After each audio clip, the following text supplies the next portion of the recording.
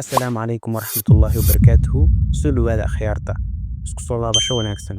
Waa Cumar Maxdiin oo idinkala soo hadlaya Sominoff. Maanta waxaa idin soo diyaariyey muuqaal gaar ah oo motion graphics.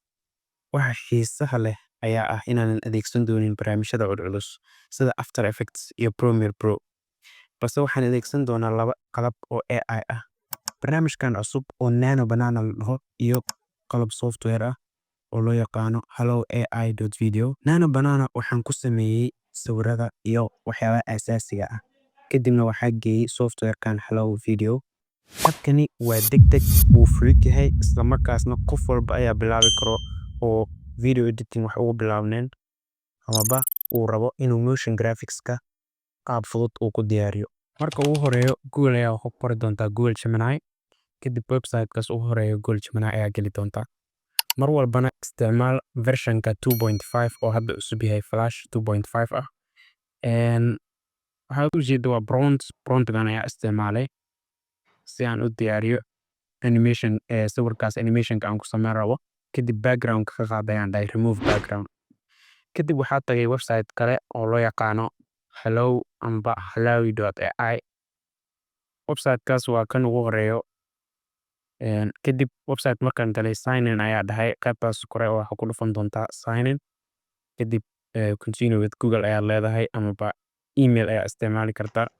Marka hadda waxaa sameeyay aniga continue with email ayaan dhahay, emailkayga ayaan ku login gareeyay.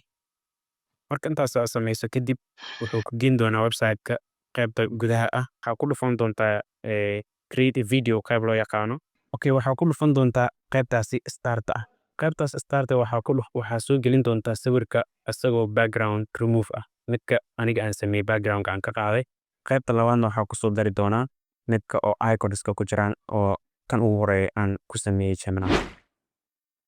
Kadib waxaa isticmaali doonaa prompt-gan aad u jeedid. Prompt-gan ayaa u sameeyay mar waxyaabo badan ayaa isku dayay. Kadib waxaad leedahay recreate. Kadib waxaa ku soo dari doontaa arrow-ga. Arrow-ga si aad u soo dartana waxa waaye prompt-gan ayaa isticmaali kartaa. Marka waxyaabo badan ayaa isku dayay mar ay ka halaawaan ayaa dhici karta. Marka waa inaad ku celisaa prompt wax ka bedeshaa si muuqaal qurux badan aad u samayso.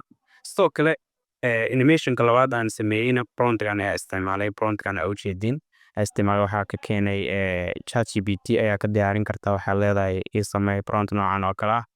Qaybtaasi waa magacayga ayaa ku qoray. Waxaa dhahay content creator Sominoff ku qor.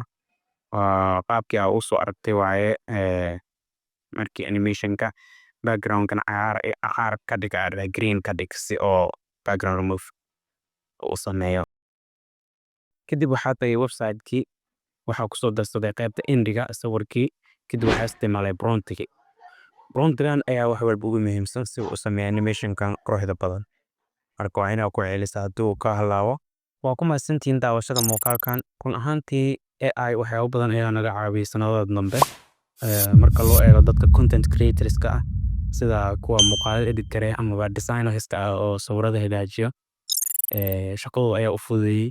Ma aha AI inuu shaqadaada uu kala wareegayay ee wuxuu ku fududeynaa howlahaaga. Waxa loo soo saaray ayaaba ah inuu shaqada ku fududeeyo.